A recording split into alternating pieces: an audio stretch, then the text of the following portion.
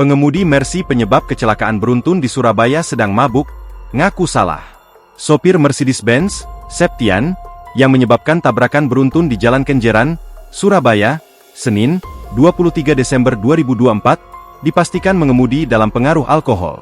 Warga Lebak Arum, Kecamatan Tambaksari, Surabaya, mengakui telah meminum 2 botol bir saat diinterogasi polisi di lokasi kejadian. Mabuk, Pak, saya minum bir, 2 botol, kata Septian, Senin.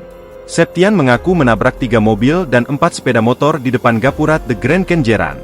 Dia berjanji bertanggung jawab atas insiden tersebut. Jawab, apapun salah saya tanggung jawab. Kerja di mana? Hah? Sama kerja di mana? Saya kerja di mana properti? Namamu siapa? Septian. Usia? Umurmu? 29. Septian. Septian. Pak, saya tanggung jawab. Apapun Saya salah, Pak. Saya mau tanggung jawab, apapun saya akan tanggung jawab, ujarnya.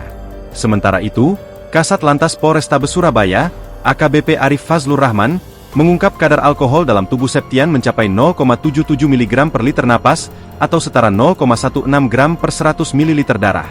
Ini sangat tinggi. Dalam kondisi seperti itu, pengemudi kehilangan kendali motorik, perilaku agresif meningkat, dan koordinasi indera terganggu, jelas Arif. Septian kini ditahan di Mapolrestabes Surabaya untuk pemeriksaan lebih lanjut.